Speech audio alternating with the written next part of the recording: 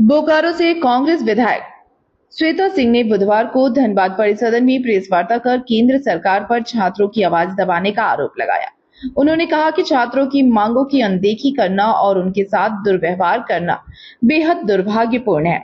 श्वेता सिंह ने सामाजिक कार्यकर्ता सोनम वांगचुक के साथ हुई कथित दुर्व्यवहार की भी निंदा की। धनबाद परिसदन में आयोजित प्रेस वार्ता के दौरान कांग्रेस विधायक श्वेता सिंह ने कहा कि देश के युवा ही राष्ट्र निर्माण की सबसे बड़ी ताकत है। ऐसे में छात्रों की समस्याओं को गंभीरता से सुनना और उनका समाधान करना सरकार की जिम्मेदारी है। उन्होंने आरोप लगाया कि केंद्र सरकार छात्रों की आवाज को दबाने का प्रयास कर रही है, जो लोकतांत्रिक मूल्यों के खिलाफ है।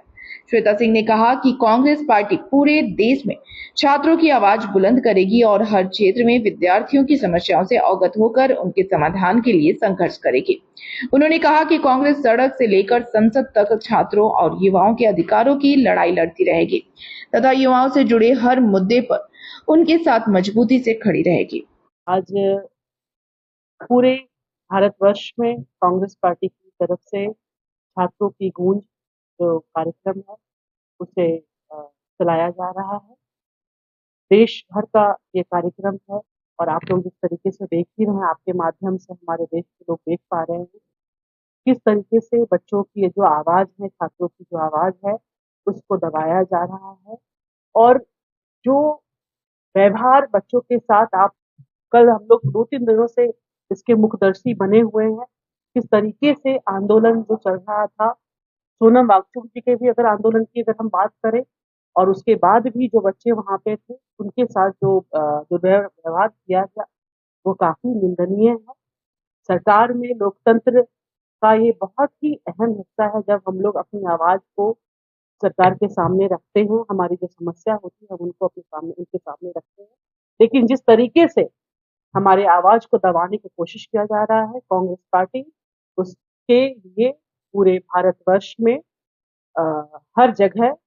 उनके जो हमारे नेता हैं हम लोग सब लोग अपने अपने स्तर से बच्चों की आवाज को सुनना एक संवाद को स्थापित करने का प्रयास कर रहे हैं। हर एक जगह पे बच्चों से आज वार्ता की जाएगी और जो उनकी मुख्य समस्याएं हैं उनको हम लोग सुनेंगे और जितना हो सके उनके साथ बढ़ चढ़ के मिल करके उनकी आवाज को और हम बुलंदी के साथ सरकार के सामने रखने का प्रयास करता है। और उसके बावजूद इस तरह की जो पेपर लीक की समस्या आ रही है और उस पे संज्ञान न लेना सरकार का और इस तरीके से प्रधानमंत्री जी का धृतराष्ट्र की तरह व्यवहार करना भारतवासियों के साथ ये कहीं पे भी मान्य नहीं है और हम लोग इसको बर्दाश्त नहीं करेंगे। जितना हो सकेगा अपनी आवाज को बुलंदी के साथ संसद तक, सड़क से लेकर के संसद तक हमारी बात वहां तक पहुंचाएंगे बच्चों की आवाज को और अपने अधिकार के लिए या धर्मेंद्र प्रधान जी को इस्तीफा देना हो या माननीय जो प्रधानमंत्री हैं जो धृतराष्ट्र बने हुए हैं उनको इस्तीफा देना हो तो वो अकाउंटेबिलिटी ले और इस्तीफा दे। पे भी ना आप अगर जैसे बोलेंगे सामान्य वर्ग या अपर कास्ट जो भी आप वर्ड यूज कर रहे हैं ये इससे बच्चों को आइडेंटिफाई हम नहीं कर सकते। इसके पहले भी एक रिजर्वेशन को लेकर आपने देखा कितना हो हल्ला मचाया गया, अंततः आपने देखा कुछ हुआ नहीं।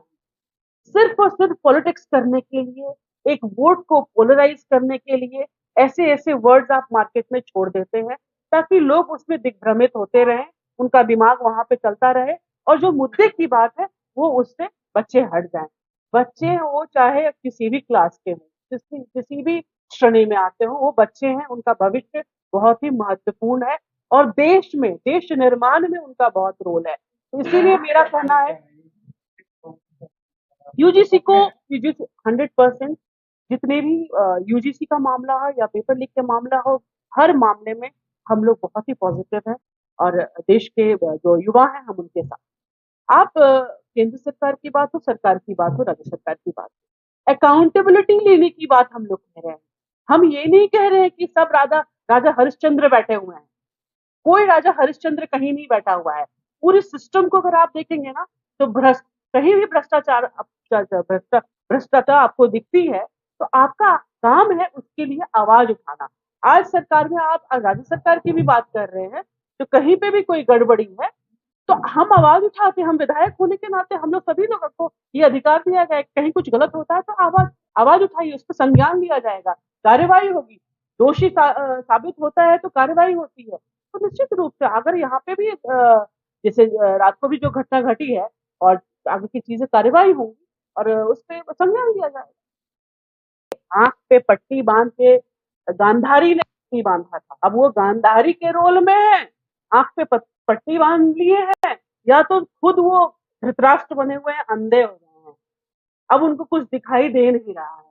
बच्चों की भविष्य, कांग्रेस पार्टी को छोड़ दीजिए आप, मैं तो भाजपा से कहती हूँ भूल जाइए, कांग्रेस पार्टी भूल जाइए आप, कुछ नहीं, हम हमारी बात ही मत कीजिए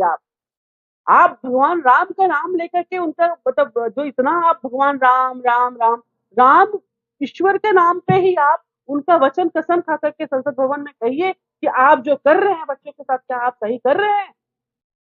मैं तो देश के लोगों से मांग करती हूँ, सारे देश के लोग उनके हाथ में ना रामचरितमानस हाथ में पकड़ा दो, साक्षी ईश्वर को साक्षी मान करके, क्योंकि राम भगवान का नाम लेकर के राजनीति कर रहे हैं वो लोग,